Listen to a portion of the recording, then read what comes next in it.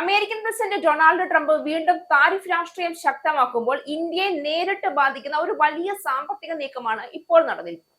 Indian solar സെല്ലുകൾക്ക് 123% anti dumping തീരുവ ചുമത്തിയ തീരുമാനം ഒരു വ്യാപാര നടപടി മാത്രമല്ല, ഇതൊരു ആഗോള ശക്തികളുടെ സാമ്പത്തിക പോരാട്ടത്തിന്റെ പുതിയ ഭാഗമാണ്.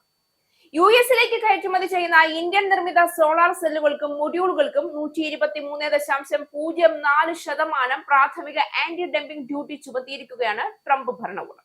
ഫെബ്രുവരിയിൽ പ്രഖ്യാപിച്ച 125% നികുതിക്ക് പുറമെയാണ് ഇത്. യഥാർത്ഥ നിരക്കിനേക്കാൾ കുറച്ചാണ് ഇന്ത്യൻ സോളാർ ഉൽപ്പന്നങ്ങൾ യുഎസിൽ വിൽക്കുന്നതെന്ന് ആരോപിച്ചാണ് നീക്കമുണ്ടായിരിക്കുന്നത്.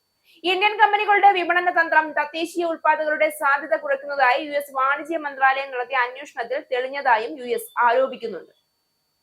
ഇന്ത്യ യുഎസ് വ്യാപാര കരാറിലെ നിർണായക ചർച്ചകൾ നടക്കുന്നതിനിടെയാണ് അമേരിക്കയുടെ അപ്രതീക്ഷിത നീക്കമെന്നതും ശ്രദ്ധേയമാണ്. പശ്ചിമേഷ്യൻ സംഘർഷത്തെ തുടർന്ന് പ്രതിസന്ധിയിലായ ഇന്ത്യൻ കമ്പനികൾക്ക് വലിയ തിരിച്ചടിയാണിത്. Mundra solar PV, Mundra solar energy, കോവ കമ്പനി, പ്രീമിയർ എനർജി, ഫോട്ടോവോൾട്ടാനിക് തുടങ്ങിയ കമ്പനികൾക്കെതിരെയാണ് യുഎസ് അന്വേഷണം നടത്തിയത്. ഇതിൽ ഗുരുതരമായ വീഴ്ചകൾ കണ്ടെത്തിയെന്നാണ് യുഎസ് ആരോപിക്കുന്നത്. എന്നാൽ ഈ അന്വേഷണത്തിലെ കണ്ടെത്തലുകൾ തെറ്റാണെന്ന് ഇന്ത്യൻ സോളാർ വ്യവസായ മേഖല പറയുന്നുണ്ട്.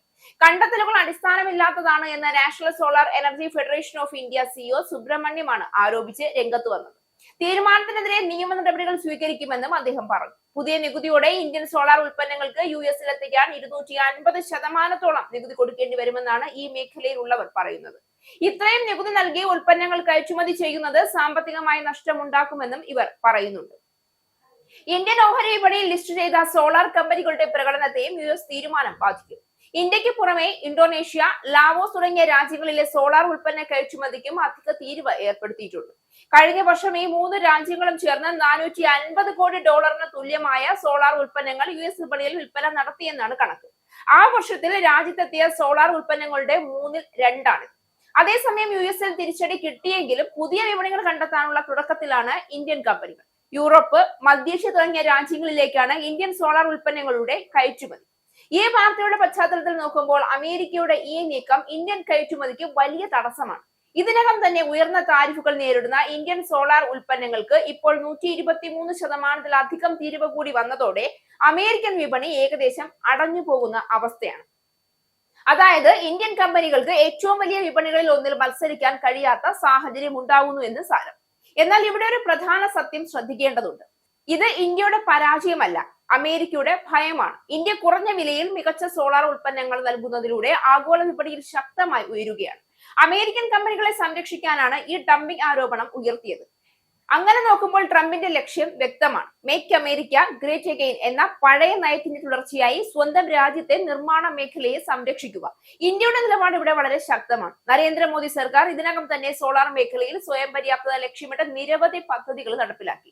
മേക്ക് ഇൻ ഇന്ത്യയും PLI പദ്ധതികളും ഇന്ത്യയെ ചൈനയ്ക്ക് പകരം ഒരു ഗ്ലോബൽ സപ്ലൈ ഹബ്ബാക്കി മാറ്റിക്കഴിഞ്ഞു. അതുകൊണ്ട് തന്നെ അമേരിക്കൻ വിപണി അടഞ്ഞാലും ഇന്ത്യ, യൂറോപ്പ്, മിഡിൽ ഈസ്റ്റ് പോലുള്ള വിപണികളിലേക്ക് മാറാനുള്ള കഴിവ് ഇതിനോടകം തന്നെ നേടിയിട്ടുണ്ട്.